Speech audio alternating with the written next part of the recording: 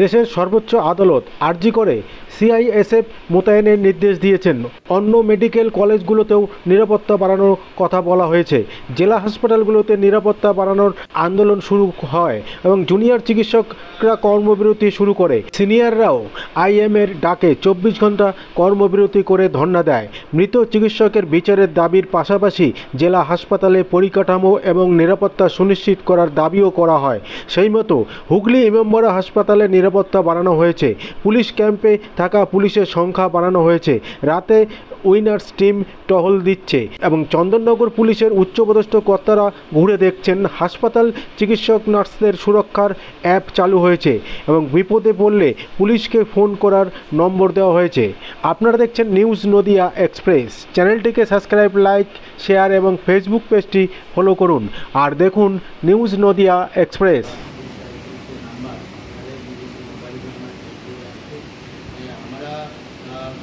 ধরে তারপর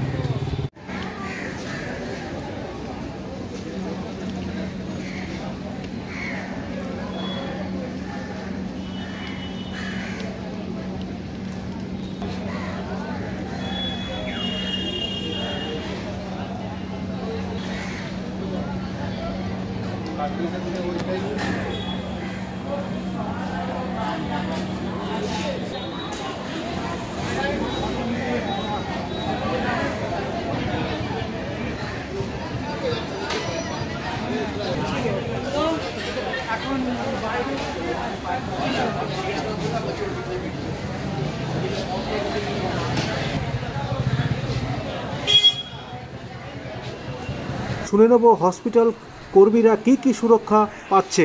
আসুন। এখন কি এই ঘটনার পর কি নতুন করে কিছু হয়েছে? পুলিশ পেট্রোলিং বেড়েছে, সিকিউরিটি কিছু লোকজন বাড়ানো হয়েছে। হ্যাঁ, পুলিশ কিছু গেটে থাকছে। একটু একটা এমার্জেন্সি ফোন চালু করা হয়েছে, যেই ফোনে আমরা ডাইরেক্টলি থানাকে খবর দিতে পারি। কোনো গণ্ডগোল হলে ওয়ার্ড মাস্টারকে দিয়ে খবর দেওয়ার দরকার নেই, আমরা ডাইরেক্টলি ওয়ার্ড থেকে পুলিশ প্রশাসনকে খবর দিতে পারি। এই ধরনের একটা ফোন চালু করা হয়েছে এবং ওই অ্যাপ যেটা চালু করা হয়েছে সেটাও আমাদের কাছে এসছে। হ্যাঁ, কিন্তু এইগুলো হয়েছে, এই কাজগুলো হয়েছে। যারা জুনিয়র ডাক্তার বা মহিলা চিকিৎসক যারা রাত্রেবেলা আসেন ডিউটিতে বা বাড়ি যান, কোয়ার্টারে যান, তাদের যে গাড়ির ব্যবস্থা ছিল না, সেই গাড়ির ব্যবস্থাটা এখনও হয়নি। কিন্তু আমরা চেষ্টা করছি যাতে ওই হাসপাতাল থেকে বাইরে না বেরোতে হয়, তারা ডিউটির সময় হাসপাতালের মধ্যেই যাতে থাকেন সেই ব্যবস্থাটা করা হচ্ছে। মানে কিছু ঘর ব্যবস্থা করা হয়েছে এবং তার ফলে হয়তো ওদেরকে আর বাইরে বেরোতে হবে না। নবান্ন থেকে যেটা বলা ছিল রাতে যাতে মহিলাদের ডিউটিটা কম করানো যায়, সেই বিষয়টা কি কিছু?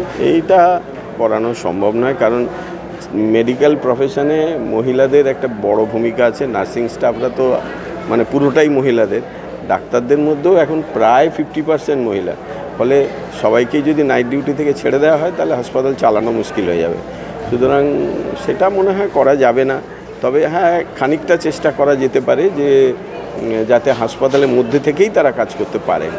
জেলা হাসপাতালের মানে অনেকটা দিন অবারিত, অনেকটা দিক আর মেন গেট ঢোকা, চারিদিক অন্যদিক খোলা আছে, এই ব্যাপারটা বেশ কতটা নিরাপত্তা? এই ব্যাপারটা তো আছেই, নিরাপত্তাহীনতা একটা আছে। কিন্তু এখন এই কিছু দিনের জন্য, জানি না পরে কি হবে, এখন পুলিশি ব্যবস্থাটা একটু উন্নত হয়েছে।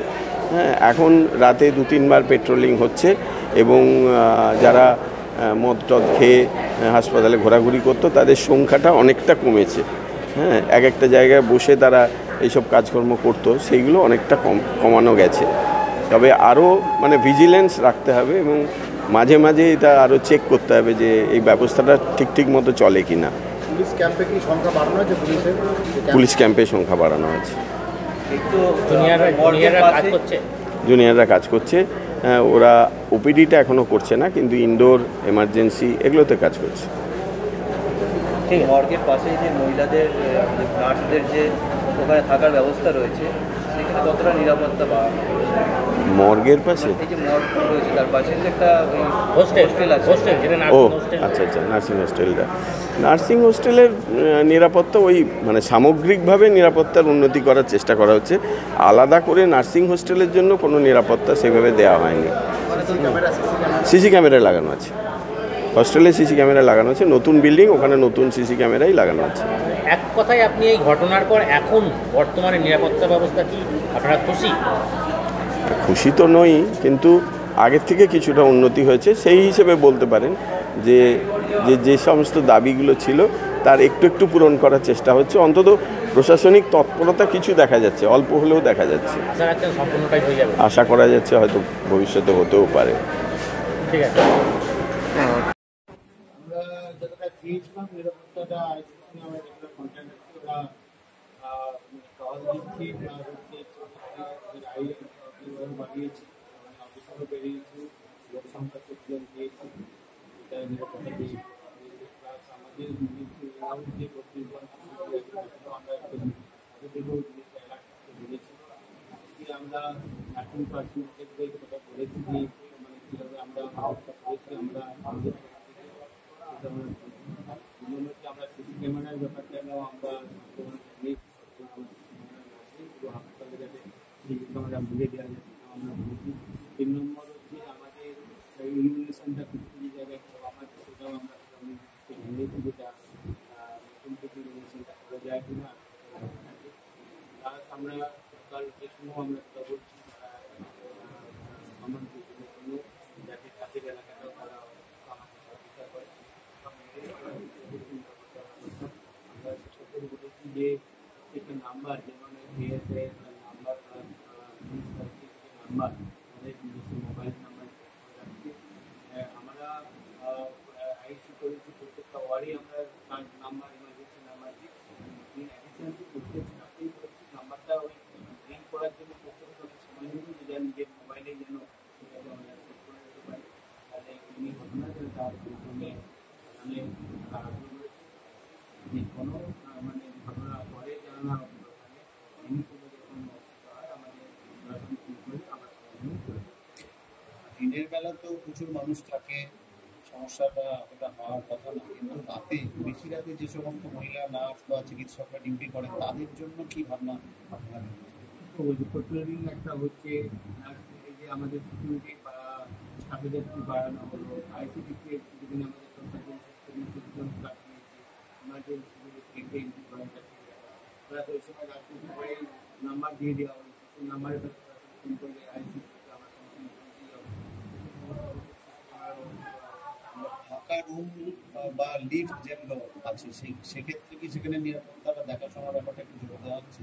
আমরা সবটাই মাথার মধ্যে রেখেছি। আমরা কতগুলো সিসি ক্যামেরা রিকমেন্ডেশন করেছি? আমরা আমাদের 40টা আছে, আমরা আরও 40টা হাসপাতালের যে চারিদিক গেট, বিভিন্ন গেটই তো খোলাই থাকে, সেগুলো নিয়ে সেখানে কোনো নিরাপত্তা সেখানে গেটের ব্যাপারটা আছে, সেটা আমরা আলোচনা করবো। বিভিন্ন গেট বন্ধ করে দেওয়া যাবে না, জায়গায় কিছু ঢুকে ওখানে দিনেই বসে থেকে ঢোকার সময় আমরা আরও মানে স্টেপ বাই স্টেপ এগাতে হবে। এখানে লোকাল মিডিয়া ওখানে যারা জনপ্রতিনিধি তারা তো বিভিন্ন সুবিধাও আছে, তাদের কাছে কোনো ডিমান্ড করেছেন আপনারা? কারণ সাংসদ বা বিধায়ক আছে তারা তো এখানে আসলে আমাদের এইরকম আমাদের আজকে সেটা আমাদের মুখ্যমন্ত্রী থেকে আমরা বন্ধ করি একটা মিটিং ব্যবস্থা কাঠামোর ঠিক আছে, যেগুলো আপনারা বলছিলেন সেগুলো তো আপনি ডিজিটাল ব্ল্যাক আছে, বাকি যে আমরা পরিকাঠামো থেকে রিয়ারেঞ্জ করছি, প্রতিটা ডাক্তারদের এই সেফটির ব্যাপারে রুম নিতে পারে। আমরা একটা জায়গায় লিস্ট আমরা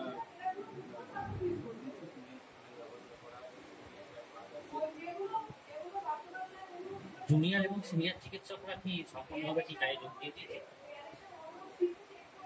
আমাদের কাজে সবাই ওপিডি, আমার ইমার্জেন্সি, তারপর যে কোল্ড